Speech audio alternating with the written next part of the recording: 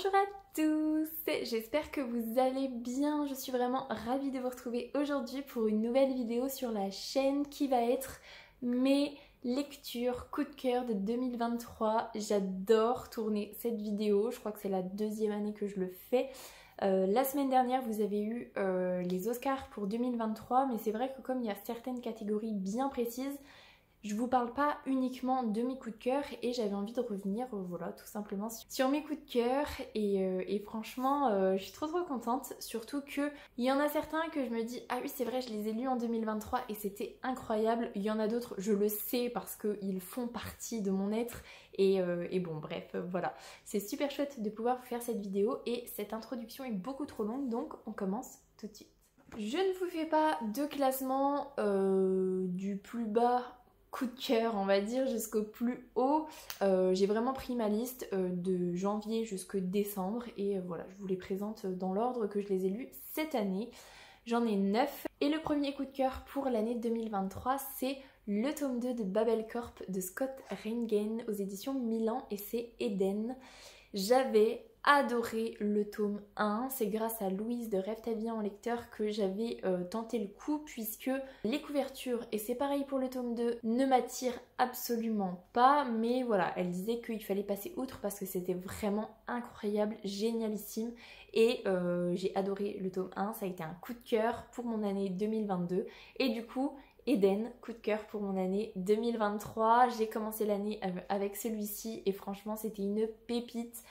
En gros, rapide résumé, on est dans de la science-fiction. On a des jeunes qui sont envoyés sur Eden justement pour récupérer un minerai qui vaut très cher et qui permet de faire énormément de choses sur cette planète.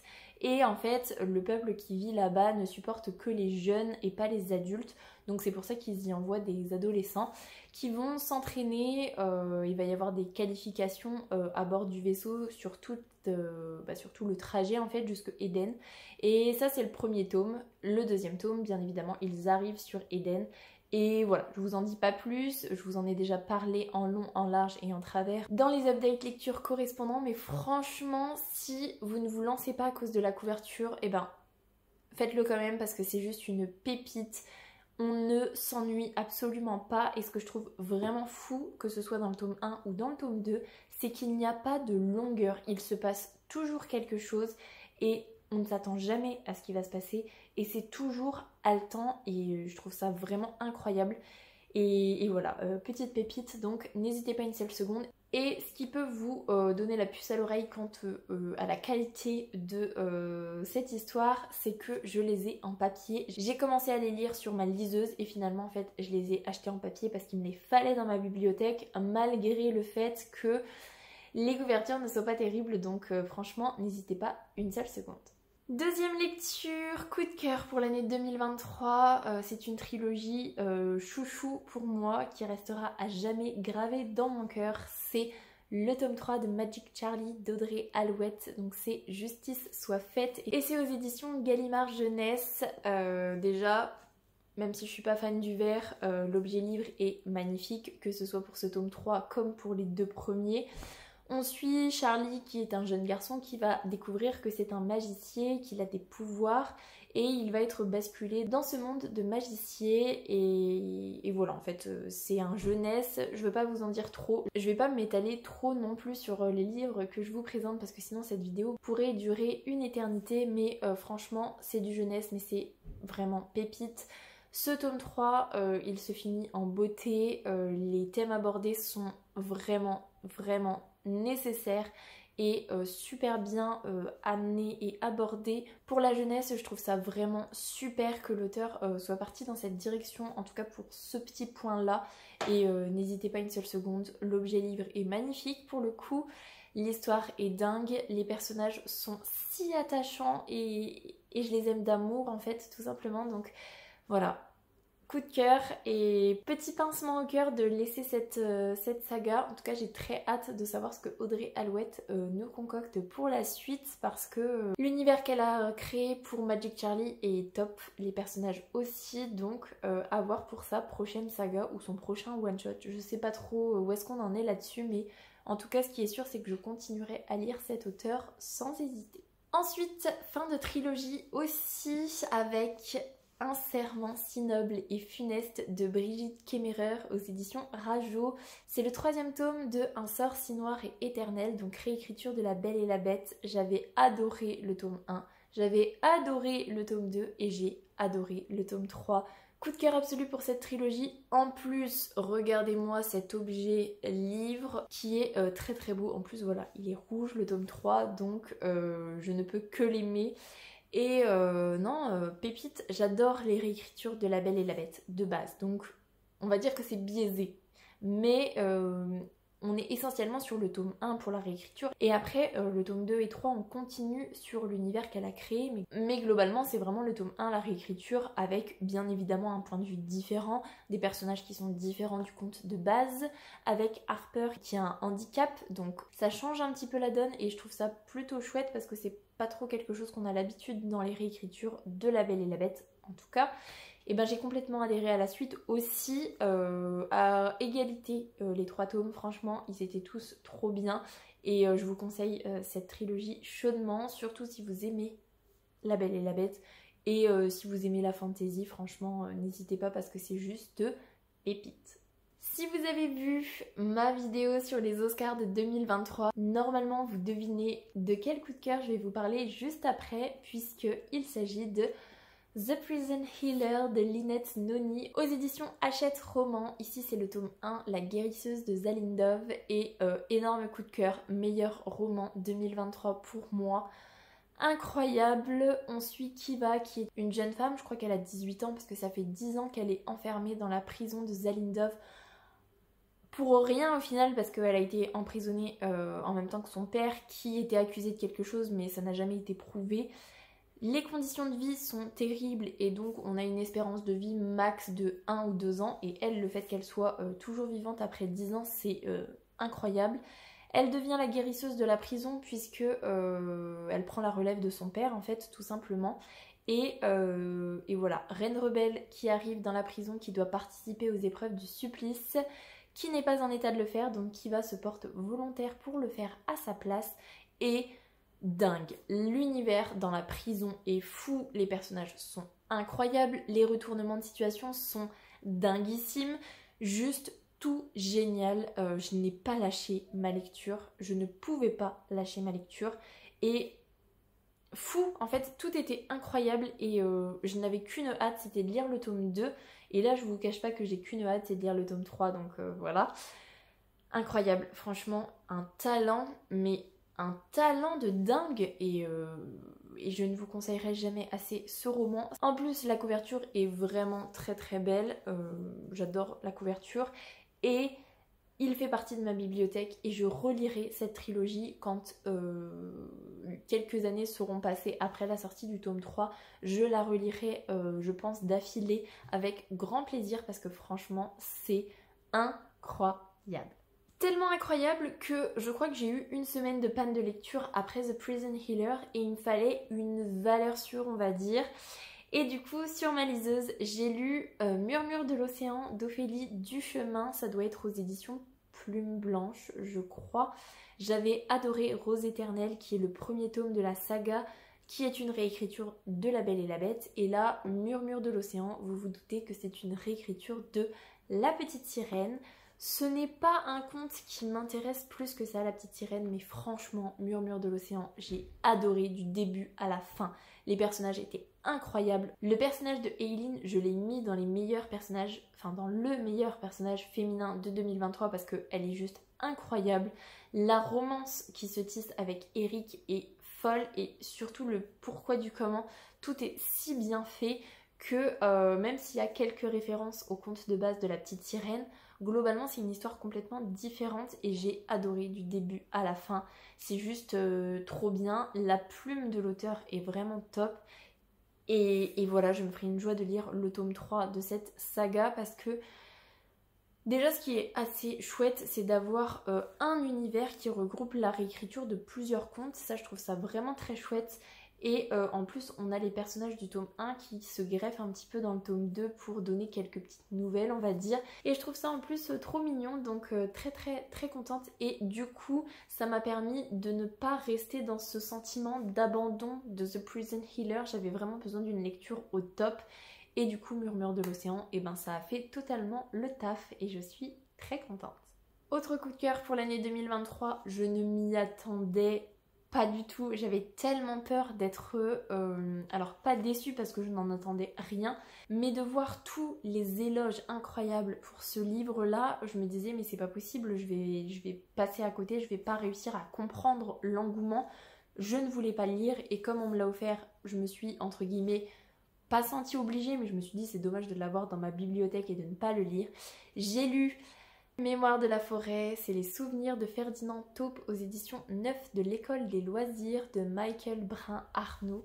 C'est un objet livre déjà qui est très chouette. On a des illustrations assez régulièrement. C'est un petit jeunesse.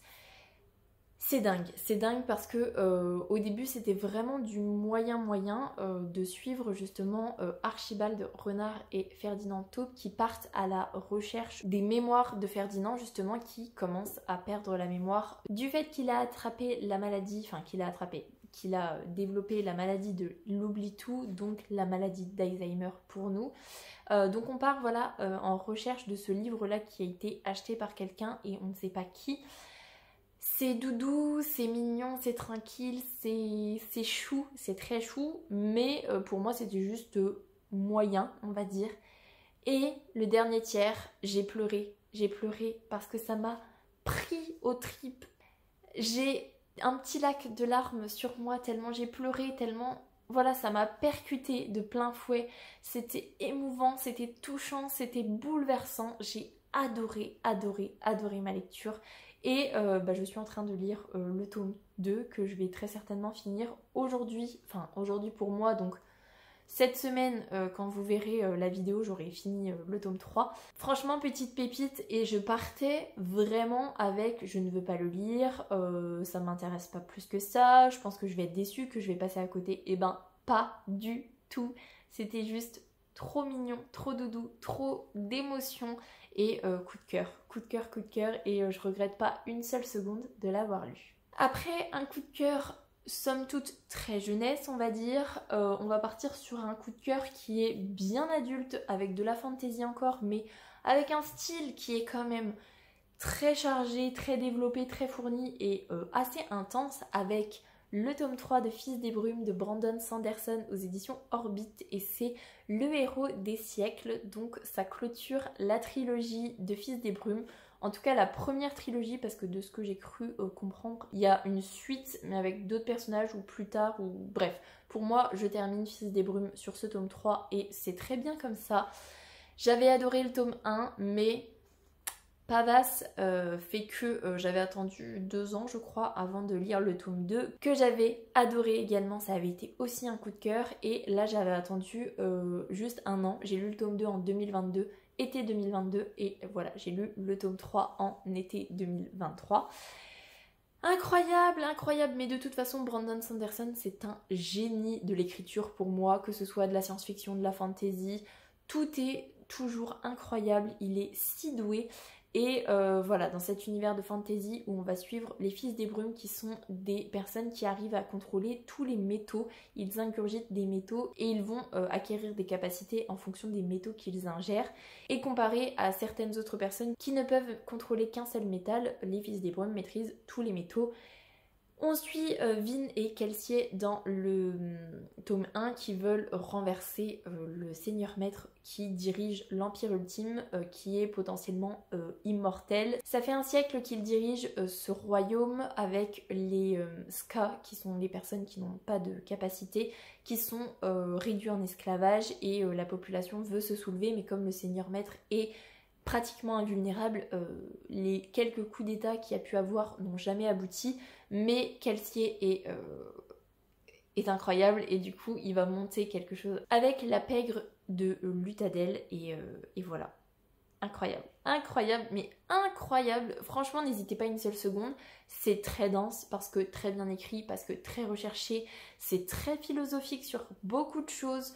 On remet beaucoup de choses en question. On se questionne sur énormément de choses, même pour le monde actuel.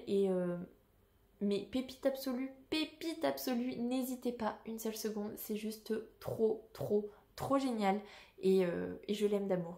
Vraiment, Brandon Sanderson, incroyable, incroyable pour moi, et il mérite largement sa place de meilleur auteur aux côtés de Lynette Noni pour cette année 2023. Avant-dernier coup de cœur qui a été un peu difficile entre guillemets à se mettre en place parce que je le lisais peut-être pas dans la bonne... au bon moment en fait, c'est Gilded de Marissa Meyer, le tome 1 de la duologie qui s'appelle Gilded je crois, qui est une réécriture du conte de Rumpelstiltskin. J'adore ce conte-là de base. J'ai beaucoup aimé les chroniques lunaires qui ont été écrites par Marissa Meyer, donc ça me paraissait évident de lire Gilded, mais j'ai vraiment, vraiment adoré cette réécriture. Elle a vraiment, même si c'est globalement clairement une réécriture, ça se voit, hein, on déroule le conte de base. Elle a mis un univers fourni autour, très noir, vraiment très noir. Elle nous épargne pas et ça je l'en remercie parce que le côté on vous fait croire qu'il y a des personnages qui meurent ou qu'il leur arrive des choses terribles, mais en fait non, parce qu'on va trouver un petit retournement de situation pas toujours très cohérent et on va réussir à déjouer tout ça. Et ben non, quand il se passe quelque chose d'horrible, et ben il se passe quelque chose d'horrible et c'est très souvent le cas, franchement incroyable. Je vous en dis pas plus parce que voilà, réécriture de Rumpelstiltskin, donc si vous connaissez le conte de base, bah voilà, c'est globalement l'histoire qui se déroule. Et ce que je n'avais pas vu venir et que je ne savais pas en lisant ce tome 1, c'était que on était sur une duologie, donc moi je pensais que c'était juste un one shot. Et j'ai attendu le tome 2 avec beaucoup d'impatience, mais c'est vrai que je l'ai toujours pas lu parce que j'attends vraiment le bon moment de lecture pour moi où je pourrais vraiment me plonger dedans et ne pas être coupée toutes les 35 secondes. Donc voilà, il sera lu très certainement en janvier ou février, peut-être plus février parce que là janvier j'ai prévu de lire pas mal de choses, donc peut-être février, mais voilà, énorme coup de cœur, je vous le conseille chaudement. Dernier coup de cœur pour cette année 2023 et je pense que vous devez me voir venir puisqu'il s'agit du tome 2 de The Prison Healer, donc c'est The Gilded Cage, la princesse rebelle de Lynette Noni aux éditions Hachette Roman, toujours avec couverture bien évidemment magnifique, hein, comme pour le premier tome. Et ça a été un coup de cœur absolu ce tome 2, donc c'est dans la continuité du tome 1 bien évidemment, sauf que là où le tome 1 ne se passait que dans la prison de Zalindov, ce tome 2 va s'ouvrir un petit peu sur le monde extérieur et j'ai adoré. Autant que le tome 1, pas pareil que le tome 1, parce que le tome 1 c'était vraiment la découverte de l'univers, des pouvoirs que certaines personnes pouvaient avoir, enfin que la royauté pouvait avoir, les épreuves, la gestion de la prison, les relations de Kiva avec les prisonniers, tout ça. Ce tome 2, bah voilà, c'est autre chose parce qu'on connaît quand même les personnages, mais on connaît pas l'univers au-delà de la prison. Et c'est surtout que on va en apprendre plus sur le mouvement rebelle, on va en apprendre plus sur la famille royale, mais le retournement de situation, enfin les retournements de situation pour le tome 1 étaient fous. Et bah devinez quoi, les retournements de situation pour le tome 2 sont tout autant incroyables, voire même encore plus. C'était juste dingue et je ne vous dis pas comment j'étais mal en finissant ce tome 2 parce que je savais que, déjà en fait à l'époque je ne savais pas parce qu'on n'avait pas encore eu de date officielle de sortie du tome 3. Maintenant je sais que c'est début mars, mais vous n'imaginez pas mon désespoir quand j'ai su qu'il fallait que j'attende 5 mois je crois. Il me semble que je l'ai lu au mois d'octobre, novembre, octobre il me semble. Désespoir intense, franchement j'étais désespérée, il a fallu que je raconte toute l'histoire à mon chéri le soir parce que j'avais besoin d'extérioriser et oh là là là là là là, mais ce final, vous n'imaginez pas comment j'ai hâte de lire le tome 3, juste incroyable, donc n'hésitez pas une seule seconde, mais je vous le redis quand même, Si jamais vous avez entre guillemets peur d'avoir un coup de cœur aussi, attendez un petit peu que le tome 3 soit sorti, comme ça vous pouvez choisir de les lire quand vous voulez, puisqu'ils seront tous sortis. Parce que l'attente est très difficile et à chaque fois que je vous en parle, j'ai très envie de lire le tome 3 et ça me remémore le fait que c'était incroyable. Donc voilà, n'hésitez pas une seule seconde, saga chouchou, saga coup de cœur de cette année 2023. Et voilà pour mes coups de cœur de 2023. Je vais essayer de voir au montage comment ça va rendre, mais la vidéo peut potentiellement être un peu plus longue que d'habitude. J'espère qu'elle vous plaira quand même. Ça m'a fait trop plaisir de balayer en fait cette année 2023 avec uniquement les coups de cœur, parce que 9 coups de cœur c'est pas si mal. J'ai lu 42 livres en 2023, ça fait 9 coups de cœur, donc en gros on est à un quart de coup de cœur pour cette année, en sachant que même si j'ai eu quelques déceptions, quelques abandons, 1 ou 2 abandons je crois, je sais plus, globalement j'ai passé une très bonne année de lecture, j'ai lu des choses vraiment très chouettes qui n'étaient pas forcément des coups de cœur mais qui étaient des très bonnes lectures, voire même d'excellentes lectures. Donc franchement, je continue d'apprécier énormément ce que je lis et j'en suis très contente. J'espère que cette année 2024 sera au top aussi. Pour le moment, elle commence très bien. Je vous en reparle prochainement en update lecture. Sur ce, je vous laisse là-dessus. J'espère que cette vidéo vous aura plu. Si c'est le cas, n'hésitez pas à mettre un petit pouce dans les airs, à vous abonner à la chaîne et à venir discuter avec moi en commentaire. Ça me fera super plaisir. En attendant, je vous souhaite une très belle semaine, de très belles lectures et je vous dis à la semaine prochaine. Salut!